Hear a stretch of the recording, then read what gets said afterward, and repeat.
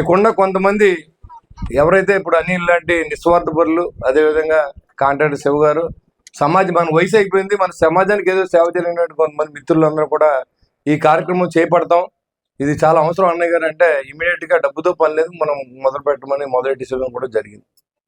అలాంటి ఈ కార్యక్రమం ఈ రోజు మొన్న పునఃప్రారంభించడానికి విచ్చేసినటువంటి మిత్రులు తాతాజీ గారు ఇప్పుడే వెళ్ళిపోయారు. అదే గొర్రెలు శ్రీధర్ గారు, డాక్టర్ శ్రీనివాస్ గారు, పుల్లబాబి గారు, అడప ప్రసాద్ గారు, రామ్జీ సురేష్ గారు, కాశీ గారు, మోహన్ గారు, అదేవిధంగా కమిషనర్ గారు, మరి ఎంఎస్ఆర్ గారు, మాక శ్రీనివాస్ గారు, పాలూరు వెంకటేశ్వర గారు, సురేష్ గారు, డాక్టర్ రాజు గారు, జనార్దన్ రెడ్డి గారు, పైబేన్ రఘు గారు, ఇంకా వేదికలో పెద్దలు, ఈ సమావేశాన్ని విచ్చేసినటువంటి స్థానికులందరూ కూడా నా ఉదయపూర్వ నమస్కారం. మీడియా మిత్రులందరూ కూడా, ఈరోజు అభివృద్ధి చేయాలంటే డబ్బు కావాలి. డబ్బు కావాలంటే గత ప్రభుత్వం చేసిన విధ్వంసక పరిపాలన మనం చూసాం.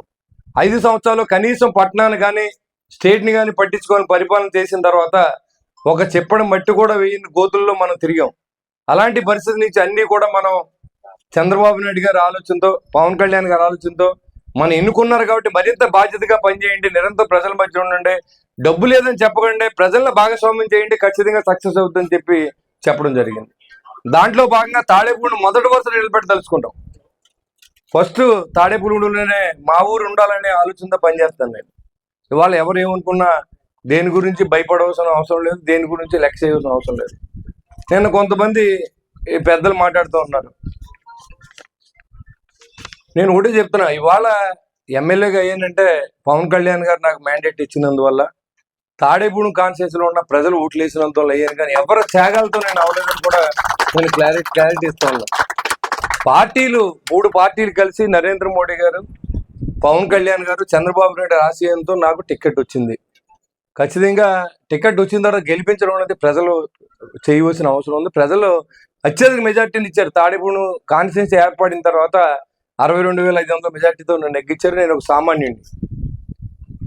మా నాన్నగారు ఒక ఆర్టీసీ డ్రైవరు. ఆ స్టేజ్ నుంచి ఒక ఎమ్మెల్యే ఎదగడానికి నా జీవితం అంతా కష్టపడ్డాను. ఇవాళ చాలా మంది మాట్లాడుతుంటే చాలా బాధేస్తుంది. ఎందుకంటే ఎలా ఉందంటే, నాతో ఉన్న కొంతమంది వ్యక్తులు నేను చనిపోతే బాగుండు, వెంటనే నాకు బై ఎలక్షన్ వస్తే నెగ్గితే ఎమ్మెల్యేని అయిపోతారన్న విధంగా ఆలోచన చేయడానికి నేను భరించలేకపోతున్నాను దాన్ని.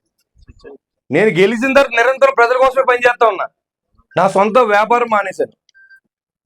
నేను ఎక్కడా కూడా ఎవరిని ఇబ్బంది పెట్టలేదు.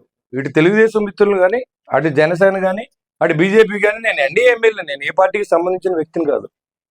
ఇన్ని జరుగుతూ ఉంటాయి. ఓ పక్కన అధికారుల్ని సమన్వయంతో పనిచేయించాలి అంటే, ఓ పక్కన అధికారులను బెదిరిస్తారు. నువ్వు ఉండాలని లేదా, పైన మా పార్టీ ఉంది, నేను పంపేస్తాం. ఏం పంపేస్తారు మీరు? నేను ఎన్డీఏ ఎమ్మెల్యేని, నేనేమి వైఎస్ఆర్సీపీ ఎమ్మెల్యేని కాదు. ఇక్కడ అధికారులను కూడా పరిరక్షణ చేసుకోవాల్సిన అవసరం ఉంది. అధికారులకు అవసరం నాకు పూర్తిగా ఉంది. అధికారులు చేయకపోతే నేను చేయలేను. ఇక్కడ చేయమని కమిషనర్ ఆదేశింటే కమిషనర్ ఇవన్నీ చేయించాడు. ఇది చేయమని అనిల్ వీళ్ళంతా ఉండి రాత్రనగా పాలని ఇక్కడ కొంతమంది కూర్చొని టీలు ఒకరు పెట్టి, కాఫీలు ఒకరు పెట్టి, గవర్నమెంట్ డబ్బులు ఇవ్వకుండా ఇది అభివృద్ధి చేస్తూ ఉంటే విమర్శలు చేసేవాళ్ళకి చెప్తున్నాను. నేను ఎప్పుడు చనిపోతున్నా తెలియదు, కానీ చనిపోయినప్పుడు మీరు ఖచ్చితంగా ఎమ్మెల్యే అవ్వాలని నేను కోరుకుంటున్నాను. నేను ఉండగానే చనిపోవాలని కోరుకోవద్దని చెప్పి కూడా మీకు తెలియజేస్తాను. ఎందుకంటే అది అన్యాయం. అది నా సర్వస్వం. నేను ఒక సామాన్యుడిని మీ ముందు నిలబడి స్థాయికి ఎదగడానికి భగవంతుడు నేను చేసిన వ్యాపారాలకు కలిసి వచ్చి నేను ఎక్కడో సంపాదించాను. రోడ్లు కూడా తిరిగాను. దాదాపు 20-30 లక్షల కిలోమీటర్ రోడ్డు జర్నీ చేశాను ఈ పరిస్థితి రావడానికి. నాకు ఎవరు ఊరిని అయేసితంగా ఇవ్వలేదు, ఎవరిని చందా కూడా అడగలేదు ఎలక్షన్లో.